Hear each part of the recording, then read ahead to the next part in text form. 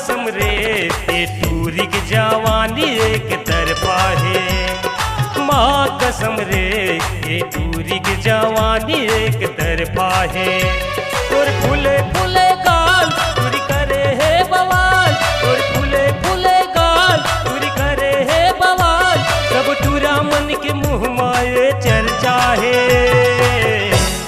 माँ कसम रे ये टूरी की जवानी एक तरफा है। माँ कसम रे ये टूरी की जवानी एक तरफा है।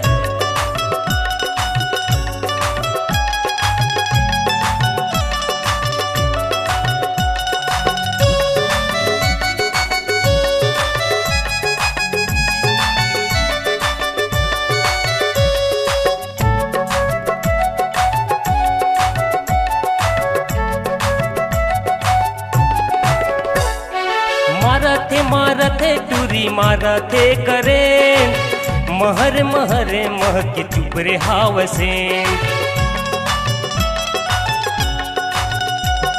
मारथे टूरी मारथे करे महर महरे मह के चुपरे हावसे।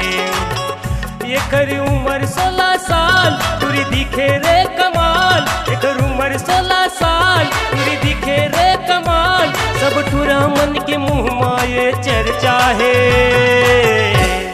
माँ कसम रे ये टूरी की जवानी एक तरफा है। माँ कसम रे ये टूरी की जवानी एक तरफा है।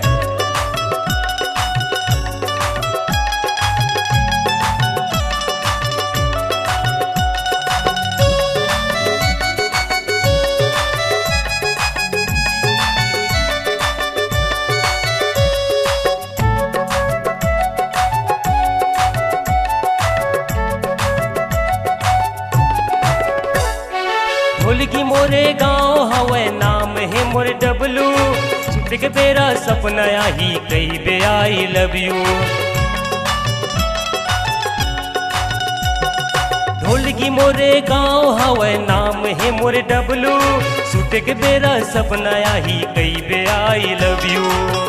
तोरे होठ लाल लाल टूरी धरे है रुमाल, तोरे होठ लाल लाल टूरी धरे है रुमाल, सब टूरा मन के मुँह माए चर्चा है।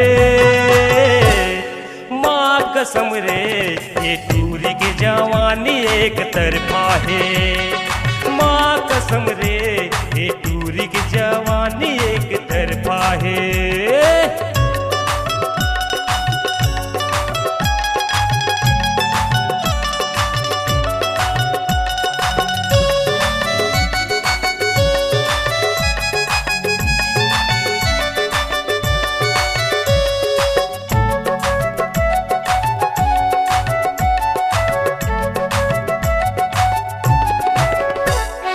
ईश्वर के बात है महेश के गवाही, लोरमी शहर मटूरी मचे है तबाही।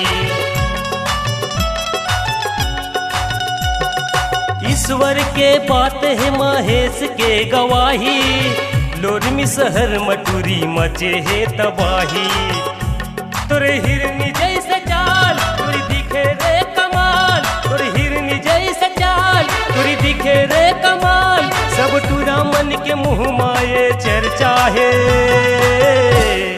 माँ कसम रे ये टूरी की जवानी एक तरफा है। माँ कसम रे ये टूरी की जवानी एक तरफा है। तोर फूले फूले गाल टूरी करे है बवाल, तोर फूले फूले गाल टूरी करे है बवाल, सब टूरा मन के मुँह माए चर्चा है।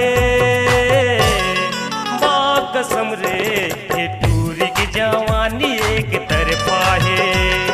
माँ कसम रे ये टूरी की जवानी एक तरफा है।